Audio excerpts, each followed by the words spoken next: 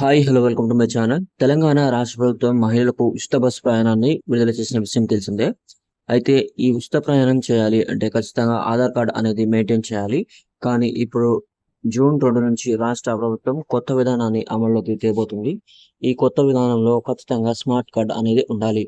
RTC బస్సుల్లో మహిళలకు ఉచిత ప్రయాణానికి మరింత సులభతరం చేయడానికి, దుర్వినియోగాన్ని అరికట్టడానికి ప్రభుత్వం ప్రత్యేకంగా మహాలక్ష్మి స్మార్ట్ కార్డులను జారీ చేయనుంది. ఈ మేరకు రాష్ట్ర ప్రభుత్వం కసరత్తు చేస్తోంది.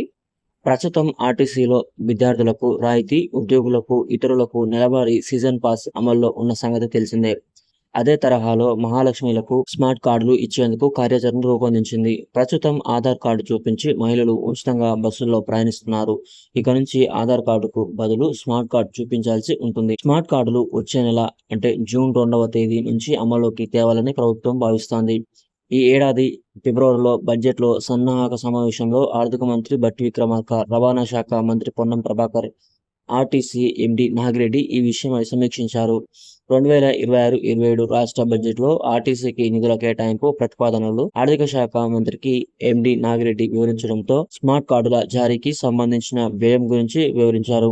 ఇందుకు ఆమోదం తెలపడంతో తొలుత జిల్లాకు ఒక మండలాన్ని పైలట్ ప్రాజెక్టుగా ఎంపిక చేసుకొని సాంకేతిక సమస్యలు పరిష్కరించుకొని జారీ చేయాలని ప్రభుత్వం ఆదేశించింది. దీనిపై కసరత్తు ఇంకా జరుగుతూనే ఉంది.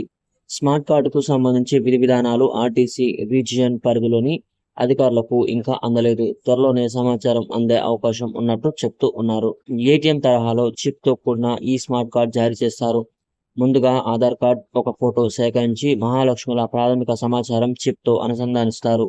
ఈ స్మార్ట్ కార్డులో లబ్ధిదారుడి పూర్తి వివరాలు, ఫోటో, క్యూఆర్ కోడ్ ఉంటాయి. తర్వాత వారి పేర్లతో కార్డు జారీ చేస్తారు. అమల్లోకి వచ్చాక స్మార్ట్ కార్డ్ చూపకుంటే ఉచిత ప్రయాణానికి అనుమతి ఇవ్వరు. ఉమ్మడి వరంగల్ జిల్లాలో 9 డిపోల పరిధిలో నెలకు సగటున 1.12 కోట్ల మంది, ఏడాదికి 13.33 కోట్ల మంది మహిళలు ఆర్టీసీ బస్సుల్లో ఉచితంగా ప్రయాణం చేస్తున్నారు. ఇతర రాష్ట్రాల వారు నకిలీ ఆధార్ కార్డులతో ఈ పథకాన్ని దుర్వినియోగం చేస్తున్న సంఘటనలను అరికట్టేందుకు ప్రభుత్వం ఈ నిర్ణయం తీసుకుంది. బ్రతుకు తెరువు కోసం పొరుగు రాష్ట్రాల నుంచి ఇక్కడికి వలస వచ్చిన వేలాది మహిళా కూలీలు, ప్రైవేట్ ఉద్యోగులు నకిలీ ఆధార్ కార్డుల సహాయంతో బస్సుల్లో ఉచితంగా ప్రయాణం చేస్తున్నారని, దీనివల్ల ఆర్టీసీకి పెద్ద మొత్తంలో ఆదాయాన్ని గండిపడుతుందని, ఈ పథకం అమలులోకి వచ్చిన తర్వాత ఆర్టీసీ బస్సుల్లో మహిళా ప్రయాణికుల సంఖ్య భారీగా పెరిగిందని తెలిపారు. కార్డుల జారీ, దరఖాస్తు చేసుకునే విధానం, ఇతర నిబంధనలకు సంబంధించి పూర్తి వివరాలు తెలుసుకోవడానికి సమీప కార్డుల జారీ కేంద్రాన్ని కనుగొనడానికి టీఎస్ఆర్టీసీ అధికారిక వెబ్సైట్లో పూర్తి సమాచారాన్ని పొందుపరుస్తారు. కార్డులు అందే వరకు ఆధార్ కార్డు చూపించి మహిళలకు ఉచితంగా ప్రయాణం చేయవచ్చు. సో ఇది ఈ రోజు వీడియో. మీకు నచ్చిందని అనుకుంటున్నాను. మీకు నచ్చితే లైక్ చేయండి. అలాగే మన ఛానల్కి సబ్స్క్రైబ్ అవ్వడం మాత్రం మర్చిపోకండి.